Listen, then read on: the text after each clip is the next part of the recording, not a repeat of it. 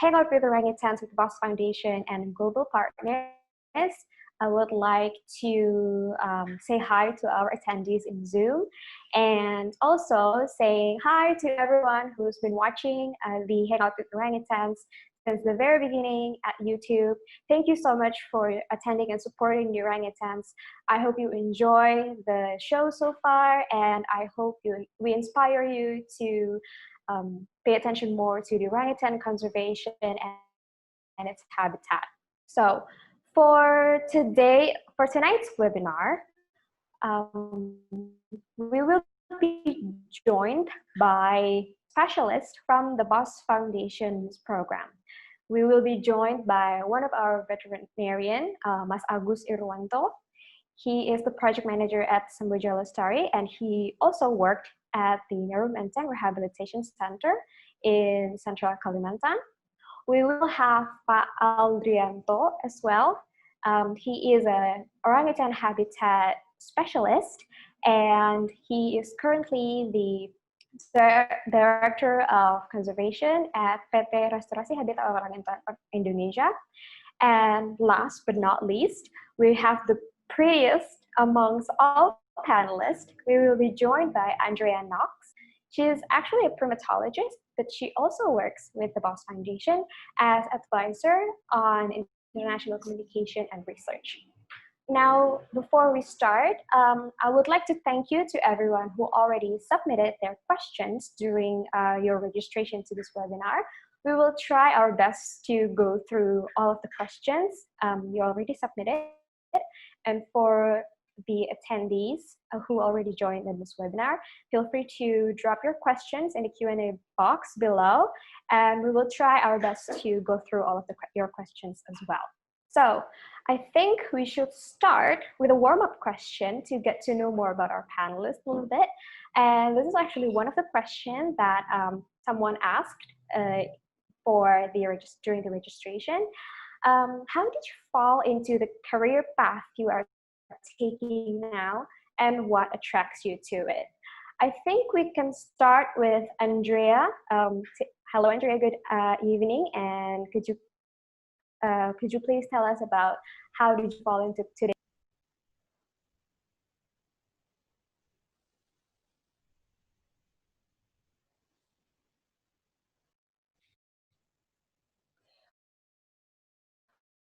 Hi, Nia.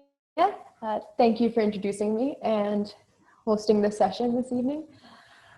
That's a big question. I've been interested in actual animal behavior and conservation centers when I was really little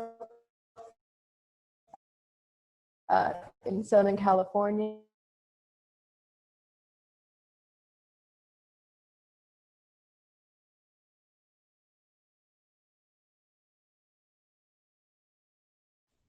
Oh, hello, everyone. I'm sorry. My internet seems to disconnected. Can you hear me? Yeah, I can hear you perfectly actually now. Am I? Sorry about that. As you know, the internet here in Indonesia doesn't always cooperate with us. But what I was saying before, I've been interested in animals since I was a kid. When I was an undergrad, I took a biological anthropology course, fell in love with primates specifically, worked in the US in ex situ conservation, went back to school for a master's where I specialized in orangutan communication and behavior. And that gave me a very specialized skill set where I was in a good position to move to Indonesia and actually join BOSF originally as a volunteer in 2000, where we released rehabilitated orangutans, and our PRM team functions there to follow them, provide support if needed, and take behavioral data. And now I'm still with BOSF a couple of years later in a new role, but still enjoying the work. Wow, amazing. And the BOSF Foundation, obviously very excited to have you as part of our team. Okay, so let's head over to Pak Aldrin as our habitat conservation specialist. Could you please tell a little bit about yourself and how did you fall into this? Okay, thank you. Hello, everybody. It's a good opportunity to me to join this important webinar. Actually, my background is from forestry department, and I'm quite uh, close working with BOSF Foundation since 1992. So it's quite long ago. I know what this boy is doing, and since then I'm working especially in forest rehabilitation. And then at that moment, was having a program about land rehabilitation in Samboja Lestari. So my first job with BOSF Foundation with Orang-utan work is from the forest rehabilitation, then into this is in a brief. Wow, so amazing and so excited. We can start asking our veterinarian about the orangutan rehabilitation in general while he is already introducing himself. So, Mas Agus, can you also explain a little bit about the main activities that the BOSF Foundation do in terms of orangutan rehabilitation? Good evening, everyone. Thank you so much for having me in here in this webinar meeting. So our main project is rehabilitation, of course, but rehabilitation is start with rescuing orangutan first, and then rehabilitating them, and also the main goal is releasing them. But another task is we also providing them with a long-term caring for orangutan who cannot be released in the wild. Is wow. Yeah, that sounds a lot of work actually, and I think like a lot of pies, a lot of finger, yeah, that you have to focus on a lot of subjects. So you mentioned about rescue, and also there's this question from our registrant that if you rescue an orangutan, usually what happens, how's the process, and how is it actually go or unfold during your rescue an orangutan? Okay, so for rescuing orangutan, all orangutan have a what we call terrible traumatized because they separated from the mother in very young ages, and then some orangutan has terrible condition. So when we are rescuing orangutan, we will consider how old is him or she, and then after that, before we moving to the center, we should consider also they are still have a what we call well enough, because some our program is also like we call translocation. If we found orangutan that all enough and independent enough, it's not meant to be to entering our center. It's just straight to the other forest that's safe enough to them. That's very interesting, actually. So, can all orangutan that you rescue be rehabilitated? The one that came to our center or when we rescuing them is all enough and independent enough and also well enough, it will not entering our rehabilitation center. I mean, so we just rename it translocation process. So we just bring from the conflict area to the safe forest, something like that. So not all orangutan that we are rescuing will be rehabilitated. I see. Straightly, something like that. I see, I see. So there's also this other question that is really interesting. So despite orangutans already be into a rehabilitation center, can all of them be released back to the wild? And what will you do to orangutans that cannot be released? That's actually good point, yeah, Mbak Nia. So not all orangutan that came to our center or already rehabilitated can be released, because some of them have disease from human, so they have like tuberculosis, hepatitis B, something like that, that cannot found in the wild population of orangutan. So this is the categories. This one cannot be released, and then the one that stay much longer with the human, so it will be more or less to have a chance to be released, and then the one that handicapped, something like didn't have arm, something like they are blind, something like that. Wow, we definitely feel sad that there are some orangutans that cannot be released to the wild. But for those that do, I'm pretty sure that everyone wonders like what kind of environment that they can thrive and what does the BOSS Foundation do to ensure that the orangutans that release back to the wild can stay can survive in the wild. And talking about this, I would like to go to Dr. Aldrianto, Mas Aldrin, hello. And I have a question for you in regard, what is the process of orangutan release and how long does it usually take? Yeah, usually after having checked in Samudra Lestari Rehabilitation Center, this is checked by two things. One is about the healthy status, and the second one is about the behavior, their behavior. So they have to have a clean all of the disease, especially in the zoonotical disease or easily to spread up. And the second one about the behavior. So they are ready to be released into the forest, into the new environment. So we do expect that they can go survive easily or better in the forest. After having checked, of course, we have to also make a coordination with the forestry unit in the, or we call in Bahasa Indonesia is BKSDA, especially in East Kalimantan, we have East Kalimantan, but I do believe in each region have the forestry unit. So we make a coordination to the government, and then we transported the orangutan into the release point. So this is depends on the how long it's the distance between the rehabilitation center into the release area. Of course, we have to check the orangutan regularly, every 2 hours, for instance, to check whether the orangutan is okay and they are not, enough drink or food. Yeah, we quite sure make sure that the animal welfare is also in our consideration. And during the transportation, this is the a lot of experience that we have.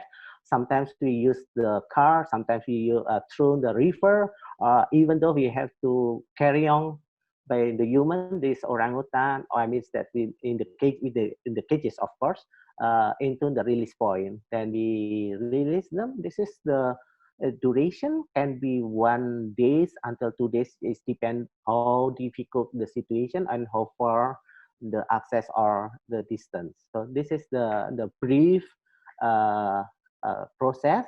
But after the release, the work is not finished. Of course, we have to monitor them to make sure that they are being monitored, they are well adapt with the new environment. This is a whole story of the releasing.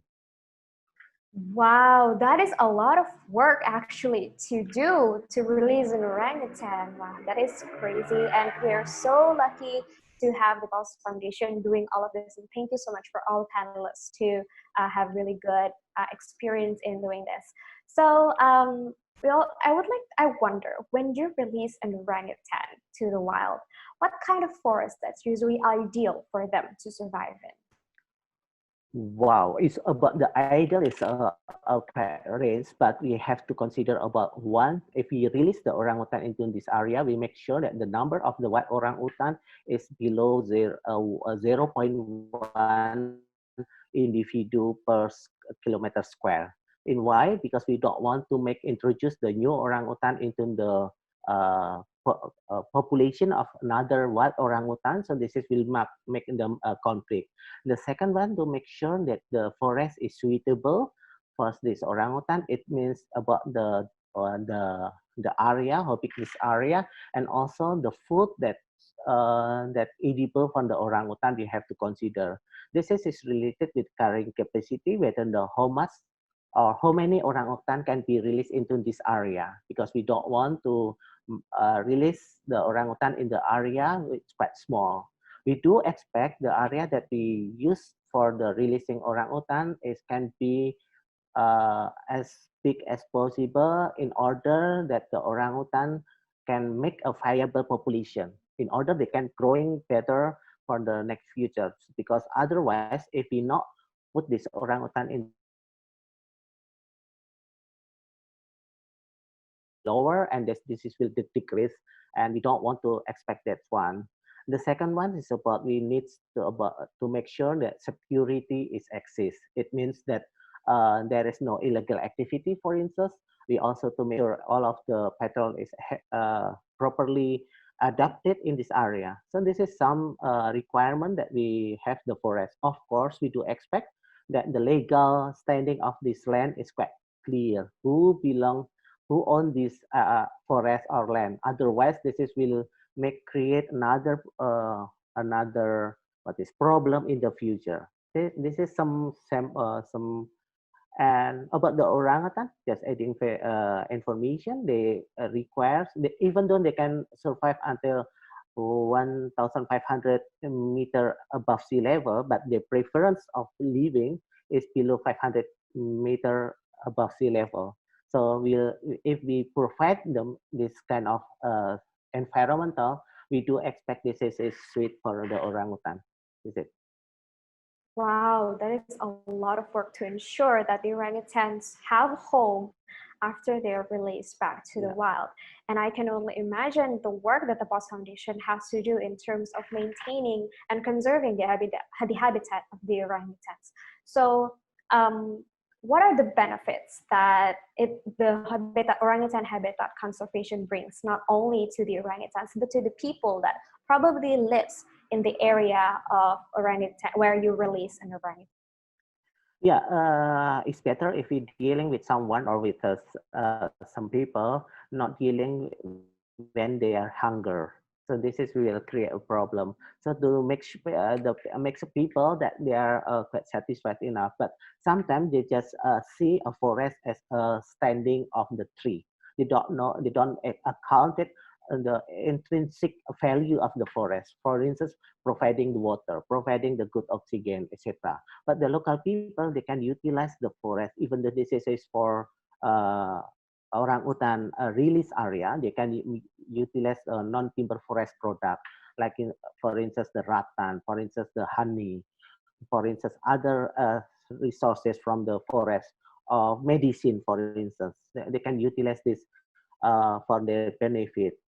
For the local people, they also can use as a job opportunity, for instance, even though in case of Roy, it's not that so easy, because now people think it over and over to staying in the forest for such a certain period. So this is we have to consider when we develop local people.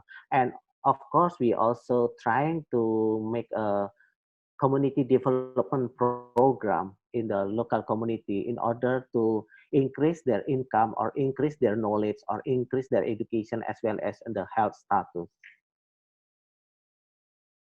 Wow, it is a lot of work to ensure the stability of the orangutans population, to make sure that they survive, to make sure that they have a home. It's a lot of work, and we hope that this inspires all of us to be more conscious about our daily life and to support the orangutan habitat and its orangutan conservation. And thank you so much for Paldun for sharing. You're welcome. Thank you. I would like to go over to our previous panelist now, Ms. Andrea. As Paldun mentioned before, after you release an orangutan, the work is not done. There are people who will go and stay in the forest and follow the orangutans to ensure that they adapt well in the new surrounding area. So Andrea has an experience as part in the post-release monitoring, and could you please explain a little bit what you do in the post-release monitoring activity?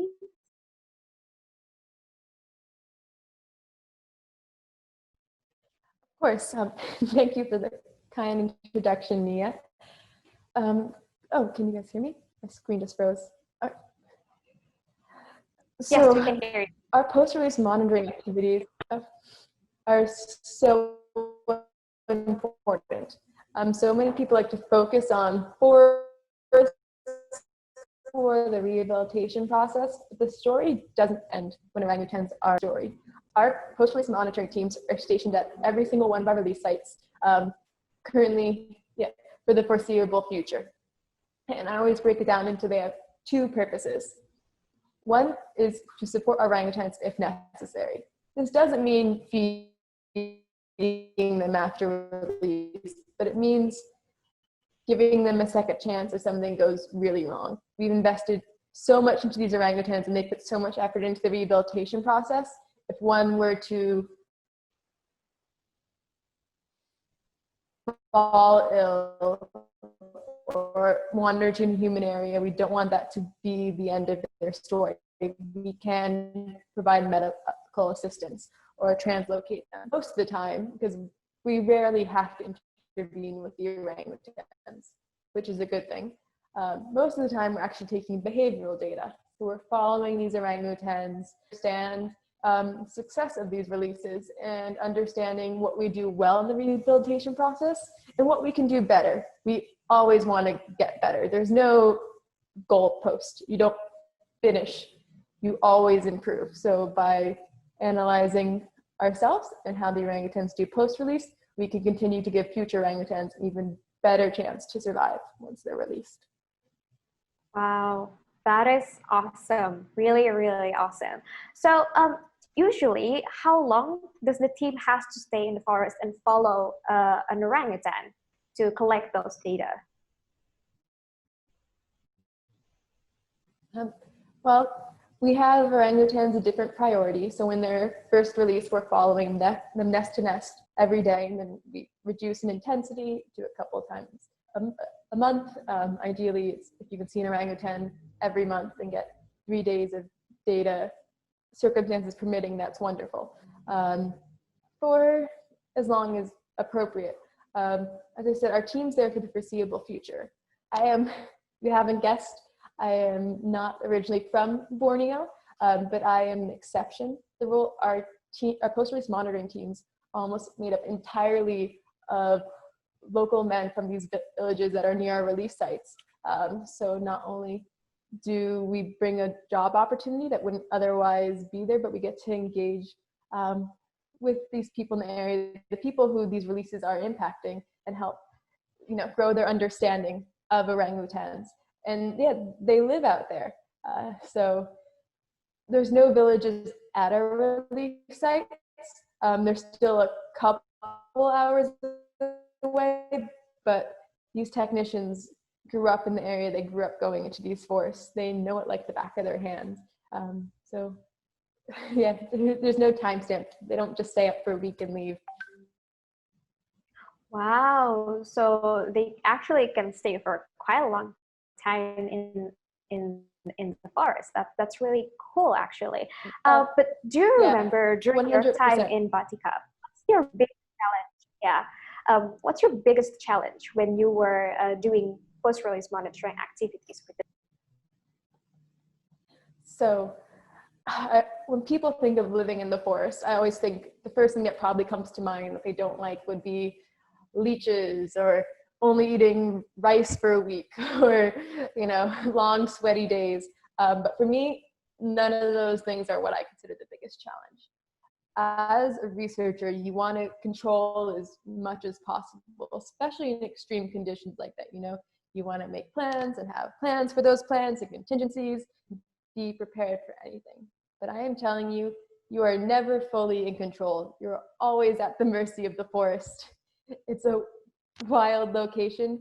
You put in as much effort as you can into planning, but anything could happen. I've had amazing moments where I've found a brand new mother still in that birthing nest with a baby orangutan at most days old, and then a storm rolls in that turns the skies black and the trees sideways, and you have no choice to leave. Or I've been quite literally in the middle of translocating an orangutan, as in have an orangutan in a cage that we're carrying to a new location, and we got attacked by a swarm of bees, like the sort of bees you see in cartoons, zipping around you, stinging you dozens and dozens of times.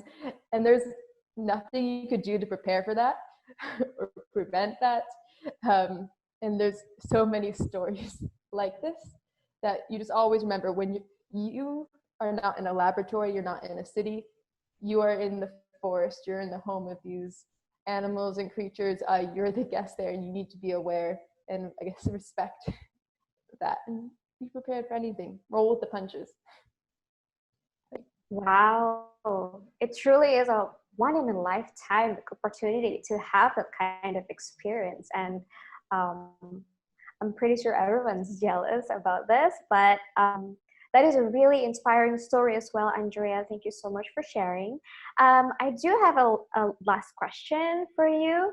You mentioned about orangutan nest. So I imagine that they stay up high in the tree, right? But how do you spot an orangutan nest from the ground?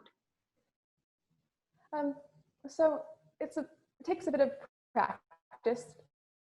A lot of people, I guess, this is anyone, the first time you look at a forest, you just see a lot of trees, a lot of greens, reds, and browns, and it all kind of looks the same. But you'd be surprised by how quickly, when you're there all the time looking at it, how you notice differences, and you could tell the smallest changes in the environment. And so orangutan nests, orangutans make them by bending and snapping branches into one another and kind of interweaving these branches, and it's hard to describe the sort of lattice work above you.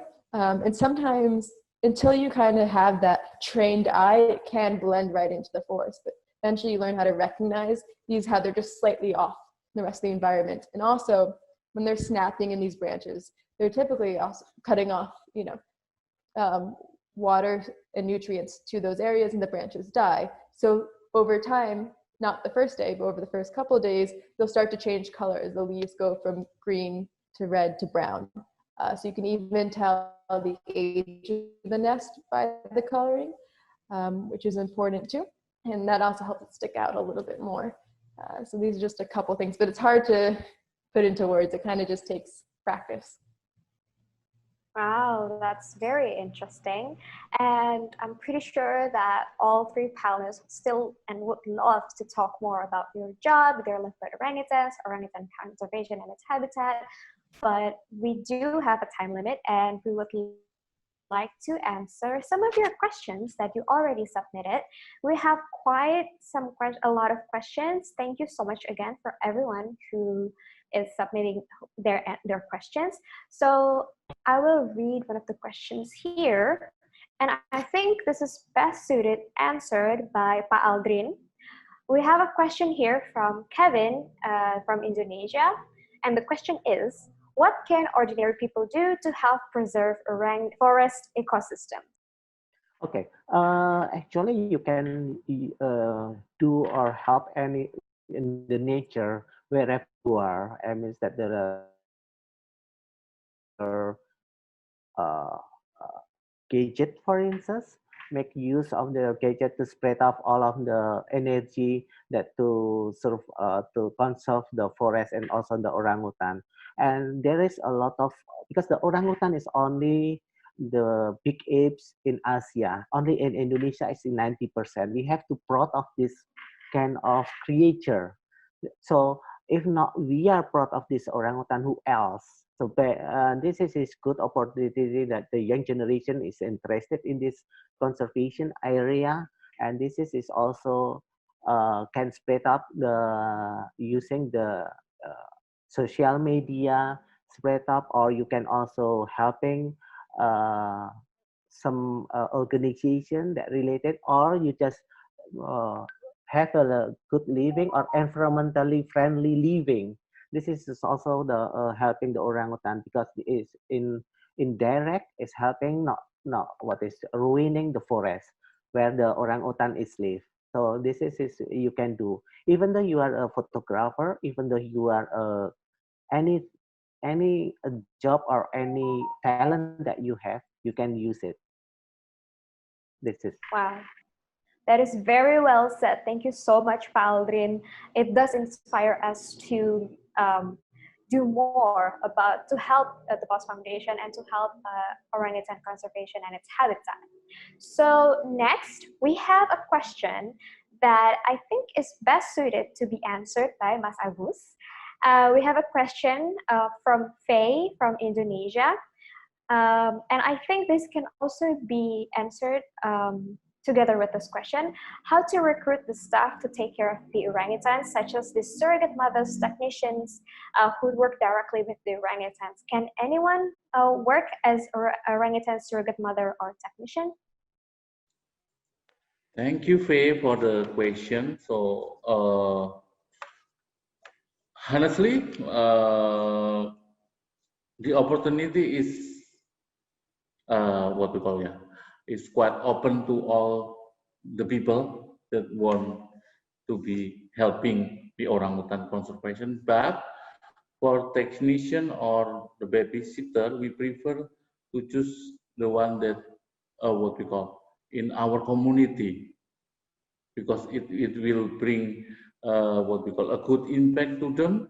So they know that they realize that the orangutan is part of their life. The orangutan is what we call have a beneficial for their life. So they don't cut the tree, for example, because they protect the orangutan, for example, But the opportunity, is open for all the people out there, but we prefer using the local people in here. It's like what we call it's giving them like chance to have like a better livelihood, something like Pak Aldin talked before, because when we talk about conservation to the hunger people, it doesn't work, Mbak Nia. So it's something like that. I see, I see. Thank you so much for your answer, Pak Agus. You're very welcome, Nia. We do still have a question for you though, so don't go anywhere. Yeah. So we have a question from Monique in Australia. How does COVID-19 affect orangutans and staff today and moving forward in the future?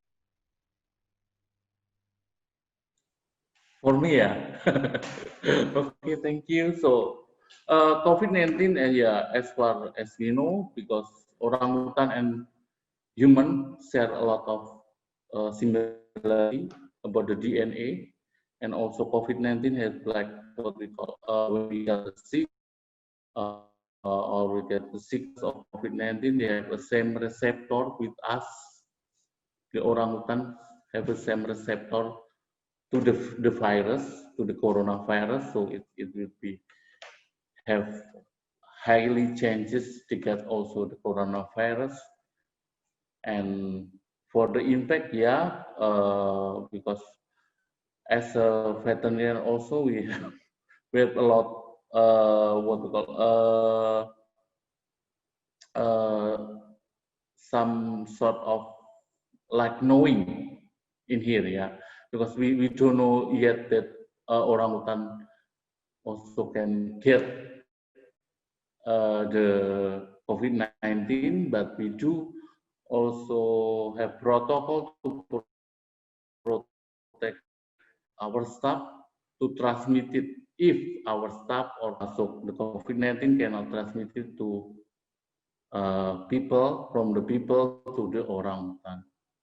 And the impact, yes, is quite terrible.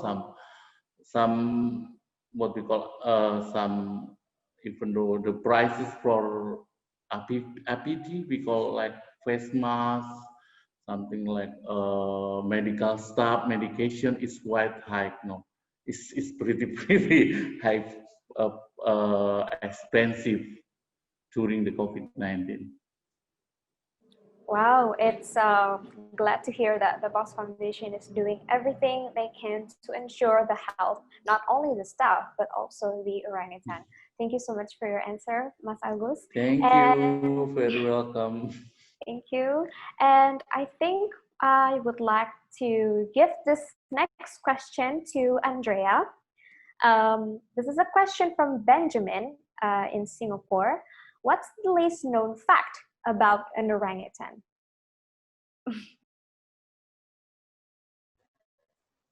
That's a hard one. I feel like there's a lot. I feel like they're very misunderstood animals. Because of all the apes, they're the hardest to study. They live in very dense rainforests. They're hard to get to. They're the only ape that has a semi-solitary lifestyle, so they don't live in groups. There's so much we don't understand about orangutans. My personal favorite that I think is a cool little tidbit that I didn't know until I started working with orangutans is, bear with me here, is that you can tell by looking most of the time when an orangutan is pregnant. It's not just because they have a big belly. They actually always have what looks like a larger belly than humans because their intestinal tract is different and elongated to help them digest different foods in the forest and different vegetation. And it can become a little bit enlarged as well, but it's hard to tell the difference. But they actually have swelling further down that varies by individual, but it's really cool when you're out, especially in the forest, working with wild orangutans. And the ultimate goal here is propagation of the population, right? We want to see these orangutans we release have children and establish a new population. And then while these orangutans are rehabilitated, their children will be wild, and this forest will have a self-sustaining population. When you go into the forest and you see an orangutan with signs of potential pregnancy, it's an overwhelming feeling of excitement and joy and also success, because that's really what we're looking for. Yes, that's my fun fact. They can physically see when an orangutan is pregnant, and I feel like a lot of people don't know that. I see. I think that's quite interesting, actually. And I think we have a question here in the question and answer box. How to catch poachers? Is there an invisible camera in the forest? And are there any signs of poachers? And I think this is best answered by Pak Aldrin. Could you please take this question away, Pak Aldrin? Okay. Yes. Even though you have a camera, this is just prevent in the once or two times. But better you do a preventive one before diseases happen. So the preventive approaches is more more useful, that the people are aware why exposure is not allowed in the forest area where the orangutan is there. If we also have to distinguish what is the purpose of the purchase, because we have to distinguish if the local people is to consume for themselves, for instance, for the family. So we have to consider what kind of activity to prevent it. If, for instance, we're trying to develop some farming in their villages, for instance, to prevent that they are utilize the forest unsustainably. Because the poachers, if for instance the poacher is doing illegally, because usually this is depend on the market. So we are also aware about the market need, and if it's not possible, we asking by law this is to be happen. So the people have to know if you are make illegal activity, and there is consequences of this illegal activity. Otherwise, people not learning. If you doing illegally and you just keeping on ongoing, so this is will happen and again and again. This is might be the answer. Wow, actually, that's very well said. That prevention is basically the best thing for preventing further damage, not only to the orangutan population, but also for the orangutan's habitat. Okay, we do still have several questions, and I'm pretty sure everyone's also wondering, and I'm actually quite surprised that some people don't know the answer about this question. And I think this is best answered by Mas Agus. So could you please explain to us, what do orangutan usually eat? Okay, thank you, Nia. So orangutan, we call it frugivore. It means almost 90% they eat fruit, and then the rest is they eat young leaf, shoots, and also insect, something like that, yeah. But for in the BOSF Foundation also have consideration because the research that they call frugivore or 90% they eat fruit is based on well population. So in BOSF Foundation, as far as you know, that all the fruit that we can provide it is from we call it cultivated fruit that hide a lot of sugar content. And in the well, they eat fruit, but mostly with high fiber. So in post foundation, we have a protocol for nutrition also. So it's so the menu, the diet for daily diet of orangutan is consists 50% of fruit, cultivated fruit, and 50% of veggies. So it's make a balancing nutrient for them. Wow, so very strict diet, quite interesting actually. Thank you so much for that answer, Mas Agus. Thank you. And I think we could go to the next question. We also have a question from Shafa in Indonesia, and I think this question is best answered by Andrea. She asked, what can young people do to save orangutan in this pandemic situation?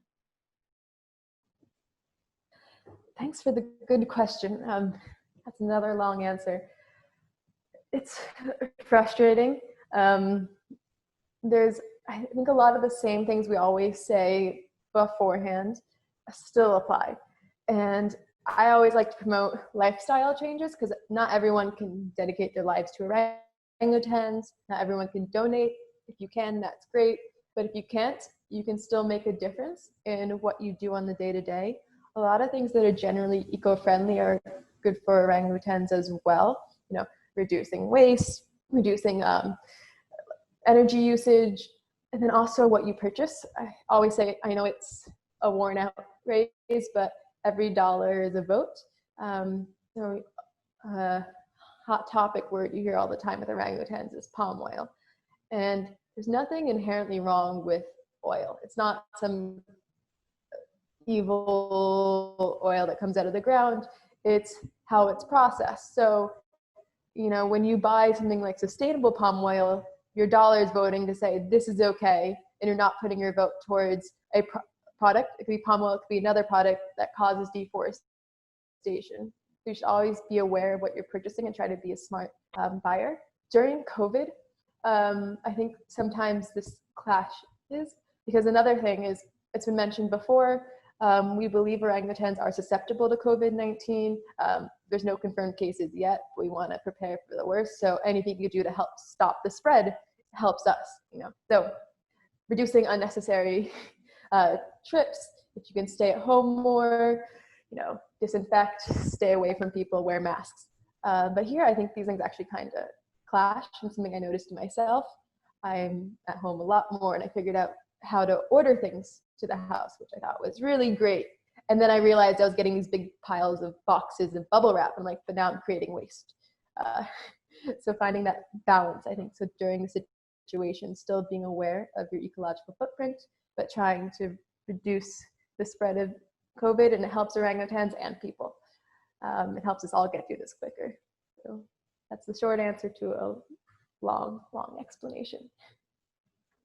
Wow, that's also well said, actually, Andrea. Thank you so much for that answer. And we still have several other questions. Mas Agus, this one is for you. We have a question from... Yes, I'm here. Yeah. Yes, thank you so much for sharing. And we have a question from Veronica in Indonesia, and she asked, have there been any zoonotic cases between orangutans and humans? Thank you, For zoonotic, actually, or disease from orangutan is very rare. The original disease or origin disease from orangutan that transmitted to human is very rare, but the one that very what we call hazardous or harmful to orangutan is our disease actually. So something like coughing, influenza, tuberculosis, it can transmit it to them. Wow. So the disease that we have um, can be transmitted to the orangutans. That is, Yes, wow. because of the what we call because they share 97% DNA from us, from human. Oh, wow. Wow. So we share 97% of our DNA with orangutans. That's very interesting, actually.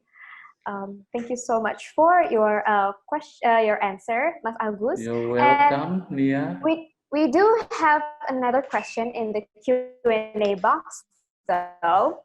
And I think it's also best answered by you. Okay. At what age did orangutans die? And when an orangutan dies, his corpse is made into a fossil, or is it buried like a human? That's interesting question, yeah. But we found that in the zoo, because in the wild population, we never do research, or we didn't have research yet how long they can live in the jungle or in the forest. But in the zoo, we have what some specimen or individual can live up until 60 years old. But for what we call can to be a fossil, something like that, or be what we call cremation. Do you say cremation? No, we never do that. But for some several cases in our center, to prevent like what we call transmitted disease or spreading disease to the other orangutan or human or our technician, we do some cremation to our what we call orangutan corpse, something like that. Wow, that's amazing, actually. And thank you so much again, Mas Agus, for the question. You're And welcome. it has been lovely talking to every single one of you. And I understand that there are so many other questions that probably people would like to submit. And we thank you again for the people who already submit their question. I hope the answers that our panelists give inspire all of us to pay more attention to the orangutan conservation and its habitat. So we're at the end of this webinar session. Again, thank you so much for everyone who's been tuning in since the very beginning, or if you've been tuning in the middle and now just joined us, thank you so much. And I think I would like to close. Okay, just this is a good opportunity that I would just would like to remind that extinction is forever. So don't be regret if you're not doing now because time is flies. So, but don't worry, every single person, include me, can do one step ahead. It's more valuable than you think a lot of steps, but you not do action. So happy International Orangutan Days, hoping that orangutan and their habitat is conserved or managed well. Congratulations as well for both to allowing this webinar success. Thank you. Thank you so much, Pa Aldrin, for your kind words. And I think it resonates to all of us that we hope to prevent extinction to the orangutan and its habitat.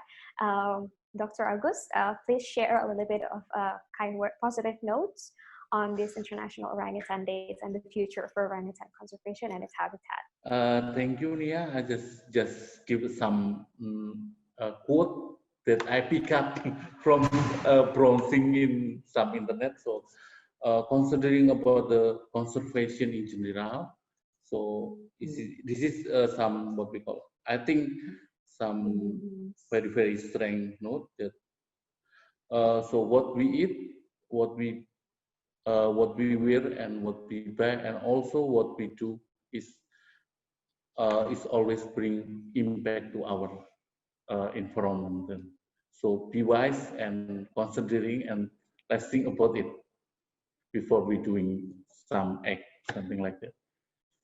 So next, again, happy International Orangutan Day, and thank you for inviting me in this webinar. Thank you, Nia. Thank you, Mas Agus, and glad to have you here as one of the panelists. Thank you. Andrea, please give kind words and positive notes for today. Well, I want to say echo the sentiment of both my fellow panelists. They gave great advice.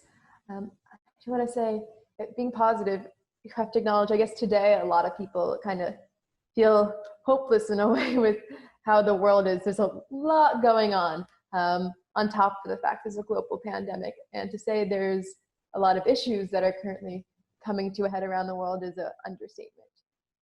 But at the same time, we are more globalized and interconnected than ever before.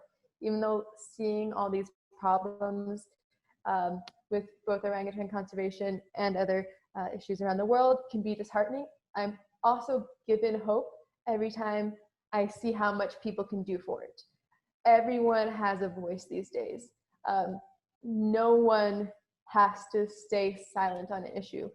We all can do something. And if you feel like, oh, I'm just one person, but if everyone does something, if everyone says something, you really can make meaningful change. And we're seeing this around the world with different issues. And we can extrapolate this to conservation of orangutans, conservation of wild habitats around the world and other species. Orangutans are resilient, and so are people. So if we come together, we really can build a future where orangutans are still in it. Because I don't think any of us here want a future where grandchildren, even children, don't have orangutans. So that's it. And yeah, thank you for having me. Thank you to everyone who joined. It's because there's people like you still supporting this that orangutans still have a chance. So thanks. Thank you, Andrea, for your inspiring word.